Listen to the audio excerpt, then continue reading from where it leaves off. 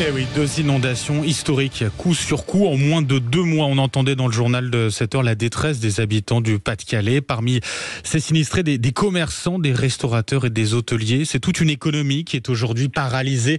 Pierre Nucci, bonjour. Oui, bonjour à vous. Et merci d'être avec nous ce matin sur Sud Radio. Vous êtes le président de l'UMI du Pas-de-Calais, le syndicat des cafés, des hôtels et des restaurants. J'imagine que vous êtes en contact avec ces professionnels. Que vous disent-ils ? Oui, alors on est en contact déjà depuis plusieurs semaines avec toutes les difficultés que l'on a vues il y a déjà 4-5 semaines avec ces pluies qui n'ont pas arrêté.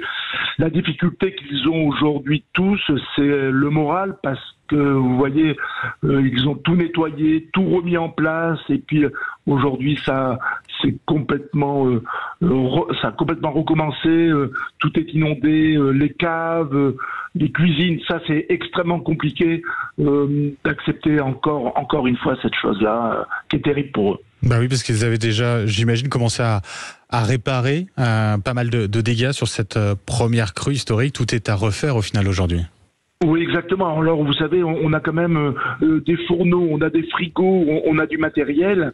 Lorsqu'il est souillé, alors on essaye de le nettoyer, mais bien souvent, on est malheureusement obligé de les changer. Et là, économiquement, c'est extrêmement compliqué. En sachant, par exemple, un fourneau, c'est là depuis plusieurs années. Voilà, quand on va le remplacer, on sait très bien qu'on ne va pas nous rembourser la totalité. Donc, financièrement, c'est extrêmement compliqué pour tout le monde. Oui, parce que vous le dites, il y a l'aspect financier, il y a forcément les pertes liées à la fermeture, mais il y a également tout ce matériel à remplacer. Bien sûr, après 2 inondations historiques en moins de 2 mois, Pierre Nucci, est-ce que vous avez des restaurateurs ou des hôteliers qui vous disent qu'ils ont peur de tout remettre en état pour rien ? Alors, c'est exactement le sentiment qu'ils ont aujourd'hui, c'est-à-dire que dans les sujets de conversation, ils se posent la question s'ils vont rouvrir, en sachant très bien qu'ils peuvent être aussi bien embêtés dans quelques semaines ou l'année prochaine à la même époque.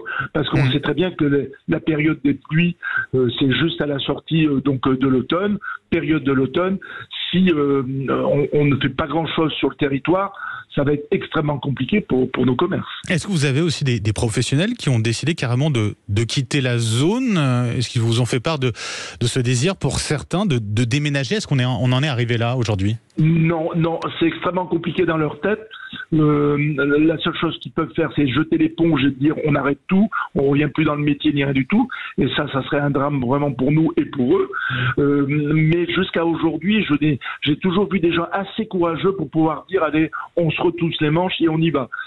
Bon, voilà, jusqu'à aujourd'hui, l'esprit est quand même du côté positif, en sachant très bien qu'on essaye de les aider au maximum. On voit aussi les maires qui sont sur le territoire, les établissements qui sont touchés, c'est des établissements nécessaires pour les communes, hein, donc voilà, tout le monde essaye de mettre la main à la pâte et heureusement. Est-ce qu'on a une idée aujourd'hui, alors c'est peut-être un peu compliqué, hein, c'est peut-être un peu tôt, mais est-ce qu'on a une idée du nombre d'établissements sinistrés ? Je vais vous le dire pas tout de suite. On sait qu'il y a au moins entre 150 à 200 qui sont bien sinistrés. Des gens qui vont remonter les informations certainement après. Dans chaque village, dans chaque endroit, il y a 2-3 établissements, qu'ils soient petits ou grands, des hôtels, des bars ou même des petites brasseries ou des friteries. Hein. Il ne faut pas oublier quand même qu'on est maillé de tout ça. Et voilà, donc il y a quand même beaucoup de personnes sur le carreau et en attente avec du personnel en plus. Hein. Donc voilà, aujourd'hui, même si on fait des reports, même si on fait plein de choses pour nous aider, la reprise sera difficile. On sort d'une période très compliquée du Covid. On a eu des moments extrêmement compliqué à remettre les entreprises en route. Il arrive ça en plus dans le Pas-de-Calais. En plus, il va falloir redonner envie à nos clients de revenir chez nous, hein, que ça soit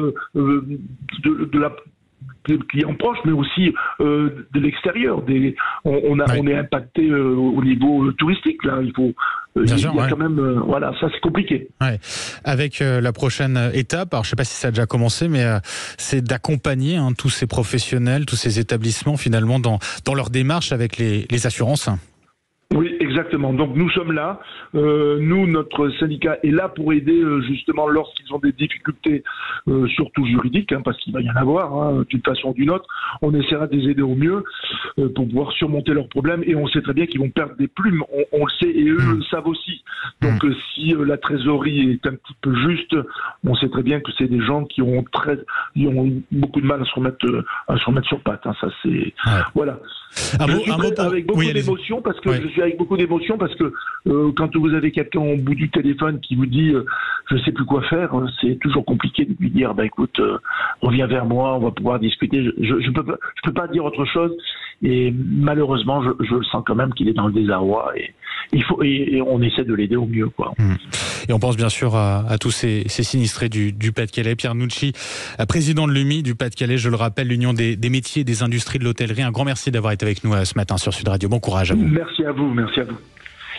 Bon courage et toutes nos pensées pour tous les habitants de ces zones inondées. Inondations à répétition dans le Pas-de-Calais. Selon vous, faut-il aller jusqu'à déplacer les habitations? Vous continuez de voter et vous dites oui à 57% sur le réseau X en étant bien sûr sur Sud Radio. Allez, à suivre, eh bien, on va parler des grands défis. Les grands défis de l'année, les guerres que l'on vous connaît.